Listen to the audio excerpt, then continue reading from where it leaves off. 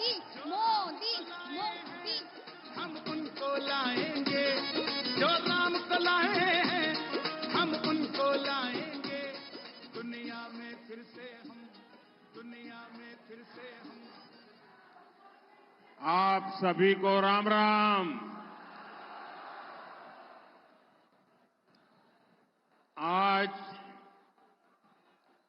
पहले चरण का मतदान हो रहा है। ये लोकतंत्र के सबसे बड़ा उत्सव का एक बहुत बड़ा दिन है। मेरा सभी मतदाताओं से अनुरोध है, संविधान से मिले इस अधिकार का उपयोग जरूर करें और विशेष करके मैं मेरे युवाओं से आग्रह करूंगा, जो पहली बार वोट डालने जा रहे हैं, उनसे आग्रह करूंगा कि वे ऐसा मौका जाने न दें, वो अवश्य वोट करें। साथियों, हमारा अमरोहा कोई साधारण जगह नहीं है। मां गंगा के तट पर स्थित ये धरती भगवान श्री कृष्ण के श्री चरणों की साक्षी रही है। ये धरती राजा गज सिंह और ठाकुर जयराम सिंह जैसे वीरों की भूमि है।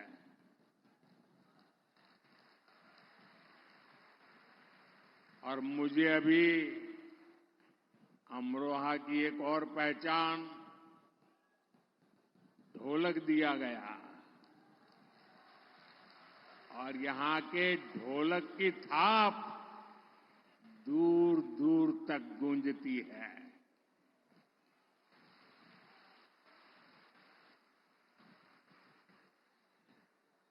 और हमारे योगी जी के प्रयासों से अमरोहा की ढोलक को भाजपा की सरकार ने जीआई टैग देकर पूरी दुनिया में पहचान दिलवाई है। और इस समय मैं जो जन समूह देख रहा हूं, आपका ये उत्साह दिखाता है आज अमरोहा की एक ही थाप है, कमल छाप।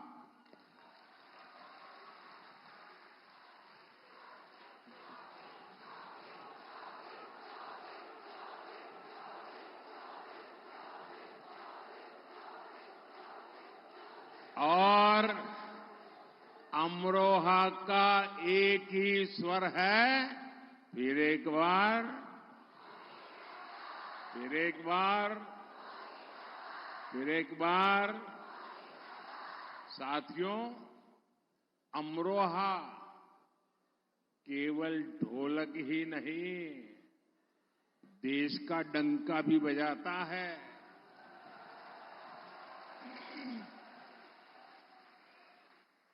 क्रिकेट वर्ल्ड कप में भाई मोहम्मद शामी ने जो कमाल किया, वो पूरी दुनिया ने देखा है।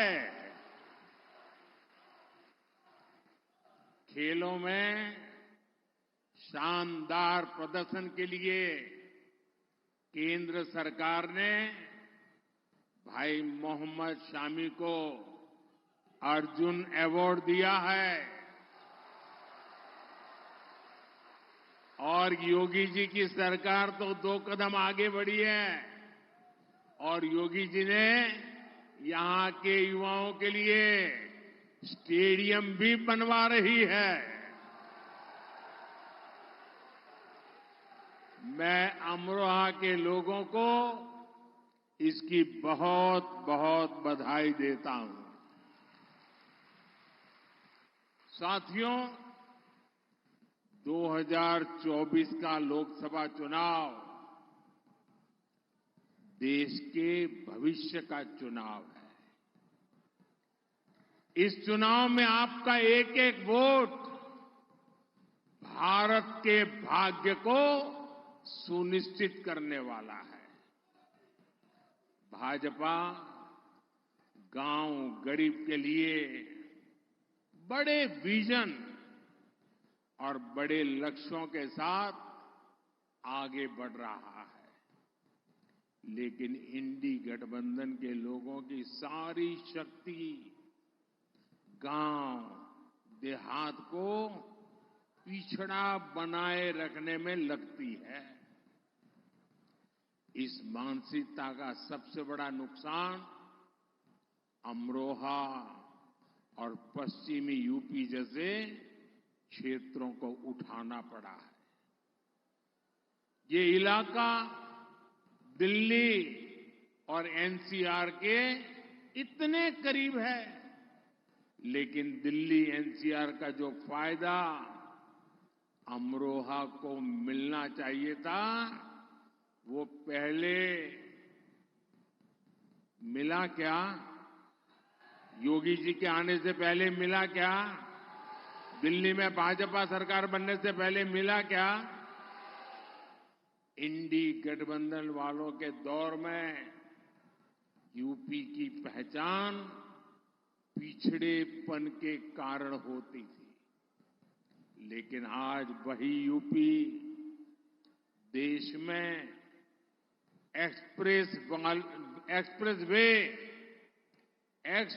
वे वाले प्रदेश के तौर पर हिंदुस्तान जानने लगा।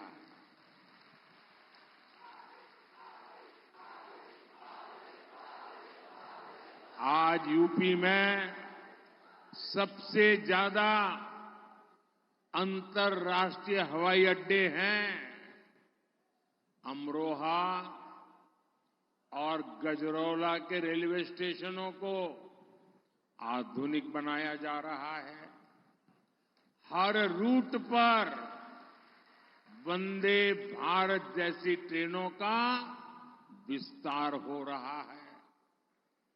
हमारे अमरोहा में यहीं पास में गंगा एक्सप्रेस वे बन रहा है। साथियों, कनेक्टिविटी के इन सारे कार्यों का लाभ अमरोहा के उद्योगों और कामगारों को हो रहा है। भाजपा सरकार देश में टेक्सटाइल इंडस्ट्री को बढ़ावा देने के लिए टेक्सटाइल पार्क बना रही है। इसका लाभ भी अमरोहा के गारमेंट उद्योग को मिलेगा और उससे से ज्यादा रोजगार पैदा होंगे। अमरोहा में हमारी सरकार प्लेज पार्क भी बना रही है, औद्योगिक पार्क बना रही है। इससे यहां अनेकों लघु उद्योगों को बहुत बड़ी मदद मिलेगी। इससे यहां का कुटीर उद्योग बढ़ेगा, इस क्षेत्र के युवाओं को रोजगार मिलेगा। भाजपा सरकार की पीएम विश्वकर्मा योजना और मुद्रा योजना का लाभ भी यहां के साथियों को हो रहा है। और साथियों, मोदी सरकार के पिछले 10 वर्षों में जो हुआ है, वो तो अभी केवल एक ट्रेलर है, ट्रेलर।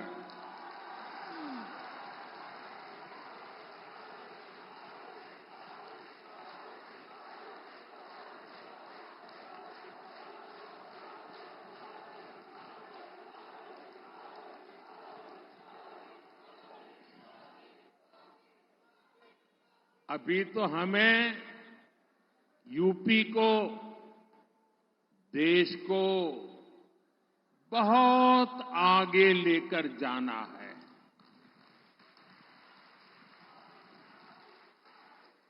साथियों, हमारे देश में पहले की सरकारें सामाजिक न्याय के नाम पर एससी, एसटी, ओबीसी को सिर्फ धोखा ही देती रही।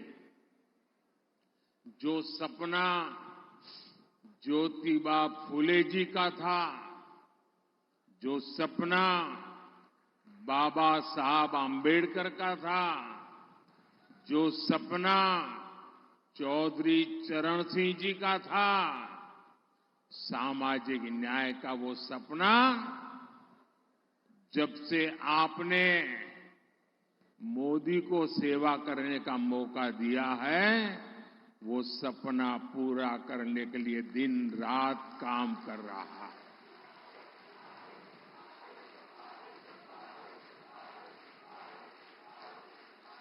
जब मोदी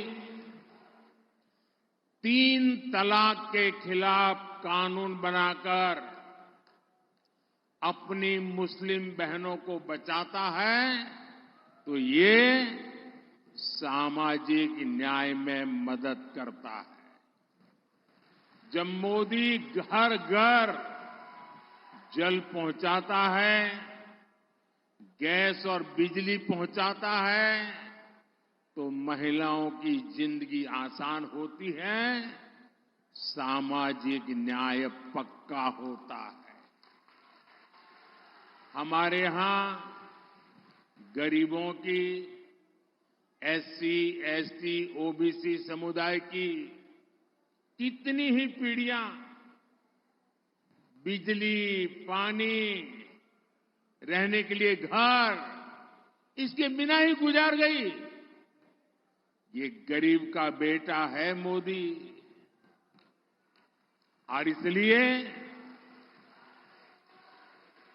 मोदी आपको इस मुश्किल से निकालने के लिए दिन रात मेहनत कर रहा है, खुद को खपा रहा है। भाजपा सरकार ने 10 साल में जो 4 करोड़ पक्के घर गरीबों के लिए बनवाए हैं, उसके बहुत बड़े लाभार्थी एससी, एसटी, ओबीसी है।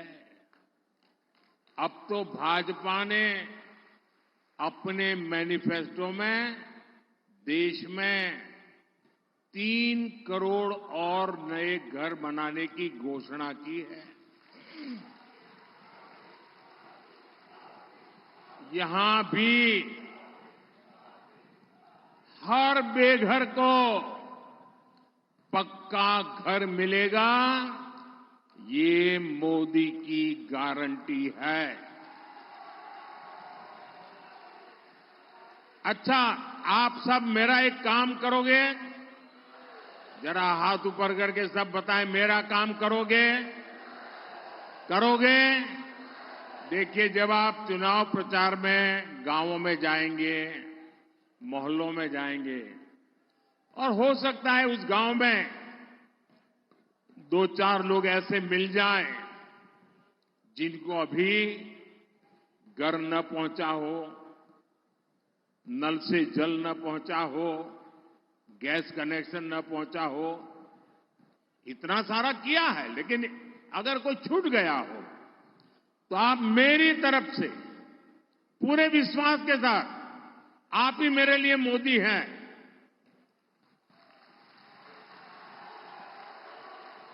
पूरे विश्वास के साथ उनको कह देना, जैसे गांव में और लोगों को घर मिला है, नल से जल मिला है, गैस का कनेक्शन मिला है, तीसरी बार मोदी आने के बाद जो बाकी काम रह गए ना, वो भी पूरे हो जाएंगे, आपको अपना हक मिल जाएगा। ये बताओगे? घर घर जाके बताओगे? साथियों, अमरोहा और पश्चिमी यूपी का एक क्षेत्र अपने मेहनती किसानों की वजह से भी जाना जाता है। कांग्रेस, सपा, बसपा सरकारों में यहां किसान की समस्याओं को न सुना जाता था, न देखा जाता था, न कोई परवाह की जाती थी। लेकिन भाजपा सरकार किसानों की समस्याओं को कम करने के लिए दिन रात काम कर रही है। अमरोहा के किसानों को पीएम किसान सम्मान निधि के करीब 600 करोड़ रुपए इसी अमरोहा में मिले हैं। अब आप जरा यूरिया की बात सुन लीजिए। ये जो यूरिया है ना, हर किसान को जरूरत पड़ती है। ये यूरिया की जो बोरी है, वो एक बोरी अमेरिका में 3,000 रुपये में मिलती है। कितने में मिलती है?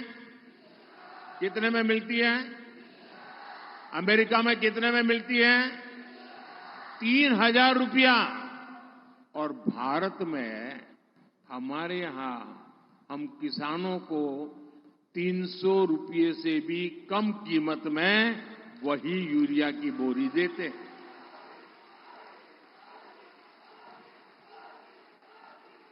और जिन लोगों ने सपा, बसपा, कांग्रेस की सरकारें देखी हैं, वो जरा योगी जी के सरकार के काम को देख लें।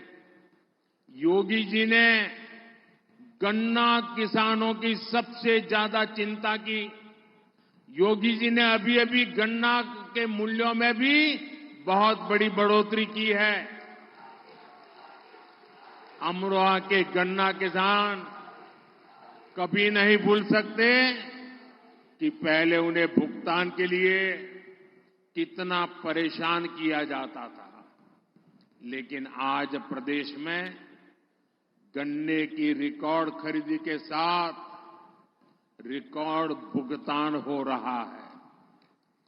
जब सपा की सरकार थी तो अमरोहा के गन्ना किसानों को साल में औसतन सिर्फ 500 करोड़ रुपए का भुगतान होता था। जबकि योगी जी की सरकार में यहां हर साल करीब 1,500 करोड़ रुपए का भुगतान गन्ना किसानों को हुआ है। एक समय था जब यूपी में धड़ाधड़ चीनी मिलें बंद हो रही थी, जबकि हम हसनपुर शुगर मिल की क्षमता 2 गुनी करने पर काम कर रहे हैं। यहां अमरोहा में इथेनॉल का प्लांट भी लगाया है। अमरोहा के आम का स्वाद भी किसानों के लिए समृद्धि लाए। हमारी सरकार इसके लिए भी काम कर रही है। आम की प्रोसेसिंग के लिए यहां मैंगो पैक हाउस का निर्माण किया गया है। भाइयों बहनों, भाजपा सरकार के इन प्रयासों के बीच यूपी में एक बार फिर 2 शहजादों की जोड़ी, उनकी फिल्म का शूटिंग चल रहा है आजकल।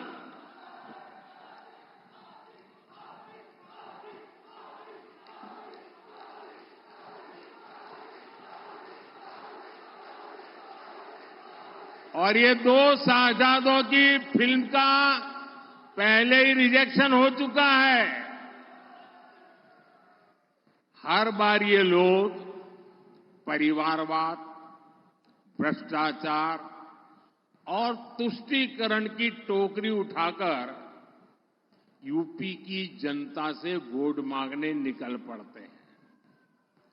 अपने इस अभियान में ये लोग हमारी आस्था पर हमला करने का कोई मौका नहीं छोड़ते। आप याद करिए, इनकी सरकार को यहां के पवित्र तिगरी मेले से कितनी दिक्कत थी। तिगरी मेले में भी रुकावट डालते थे। यहां जो कांग्रेस के प्रत्याशी हैं, उन्हें तो भारत माता की जय बोलने तक में आपत्ति थी। जिसको भारत माता की जय मंजूर नहीं, वो भारत की संसद में शोभा देता है क्या?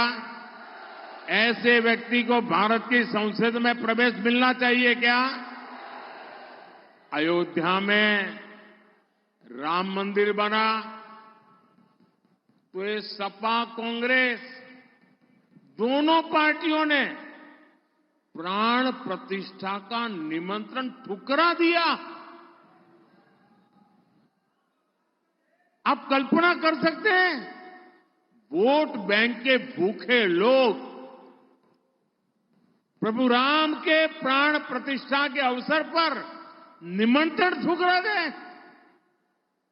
अरे उसके बजाय तो उनकी ओर देखिए, जो जीवन भर बाबरी मस्जिद का केस लड़ते थे, सुप्रीम में हार गए तो खुद प्राण प्रतिष्ठा में आकर के शामिल हो गए, और इनको तो उसमें भी शर्म आ रही है। ये तो उनसे भी गए बीते हैं। लेकिन ये लोग निमंत्रण ठुकरा तो दिया, लेकिन इससे भी उनका मन नहीं भरा। उनको लगा कि शायद वोट बैंक कच्ची रह जाएगी, और इसलिए ये लोग आए दिन राम मंदिर और सनातन आस्था को गालियां दे रहे हैं। अभी रामनवमी पर अयोध्या में प्रभु राम लला का इतना भव्य सूर्य तिलक हुआ, आप सबने देखा ना? देखा ना? आज जब पूरा देश राममय है, तो समाजवादी पार्टी वाले जो राम की भक्ति करते हैं, समाजवादी पार्टी के लोग वोट बैंक की खातिर पब्लिकली कहते हैं कि ये सब तो पाखंडी है। क्या आप सब पाखंडी है क्या? क्या राम भक्त पाखंडी है क्या? क्या राम की पूजा करने वाले पाखंडी है क्या? साथियों, इंडी गठबंधन वाले सनातन से घृणा करते हैं। आपको ध्यान होगा, मैं कुछ दिनों पहले द्वारिका नगरी गया था, और अमरोहा तो सीधा सीधा श्री कृष्ण के साथ नाता रखने वाली जगह है।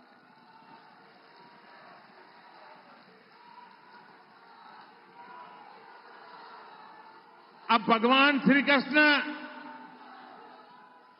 यहां से निकल करके गुजरात गए थे, और मजा देखिए, मैं गुजरात में पैदा हुआ और उत्तर प्रदेश के चरणों में आके बैठ गया। काशी ने मुझे सांसद बना दिया।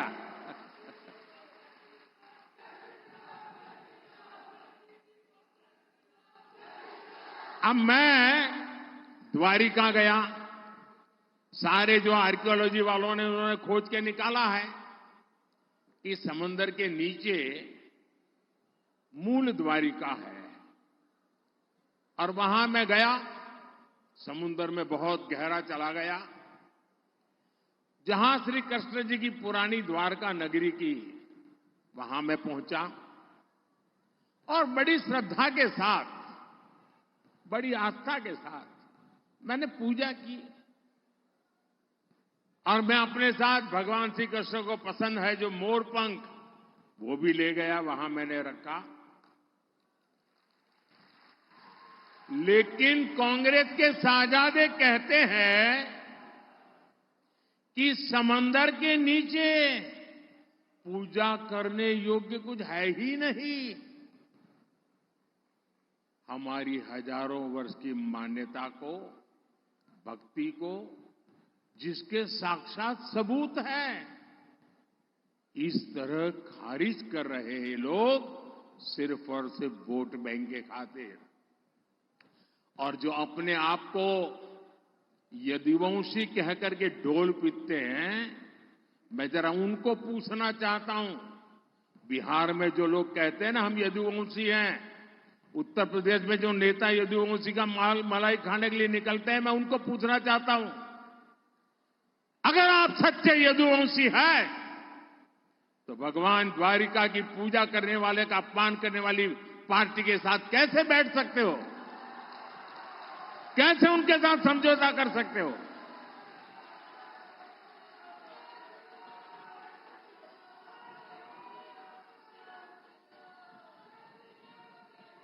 साथियों, आप याद करिए, तुष्टीकरण के इसी खेल ने यूपी को और खासकर हमारे पश्चिमी यूपी को दंगों की आग में जलाया था।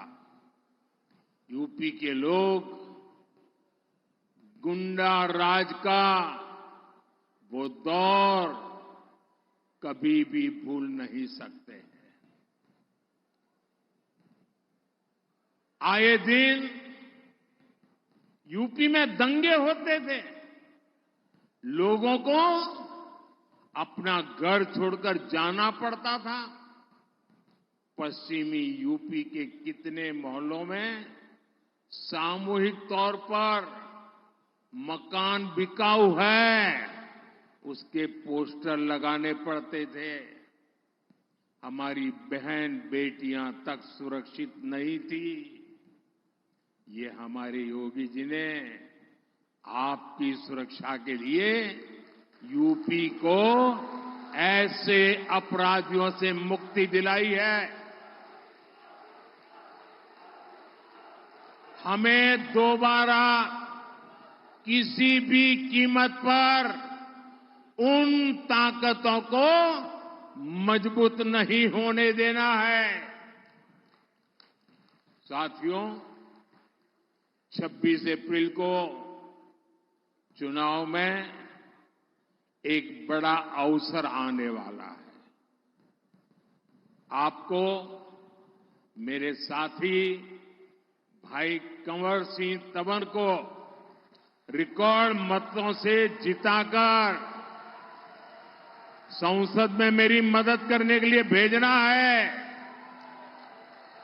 आपको यहां से निकलकर एक और काम करना है, करेंगे? देखिए, अभी मुझे कुछ दिन पहले एक प्रेस इंटरव्यू में दे रहा था, वो मुझे पूछ रहे थे कि आप ये 400 पार कह रहे हैं, बोले बहुत से राज्यों में तो आप इतने आगे बढ़ चुके हैं, आप उसमें भी आगे अब कहां से बढ़ोगे? मैंने कहा लिख लो, अकेले उत्तर प्रदेश का मैं सांसद हूं तो मैं उसकी बात करता हूं। मैंने उनको कहा, यूपी के सांसद के नाते मेरे अनुभव से मैं कहता हूं कि अब 7 साल से यहां योगी जी की सरकार है और 19 में तो उनको 2 साल ही काम करने का मौका मिला था। अभी तो 7 साल में उन्होंने यूपी में ये दिखा दिया है कि गवर्नेंस क्या होता है, कानून व्यवस्था क्या होती है, विकास क्या होता है। और इसलिए मैंने कहा लिख लो, योगी जी के नेतृत्व में 14 का रिकॉर्ड टूटेगा, 19 का रिकॉर्ड टूटेगा और 14 और 19 दोनों रिकॉर्ड तोड़ करके इस बार उत्तर प्रदेश नया इतिहास बनाने वाला है। भाइयों बहनों, लेकिन इसके लिए हम सबको पोलिंग बूथ जीतना है।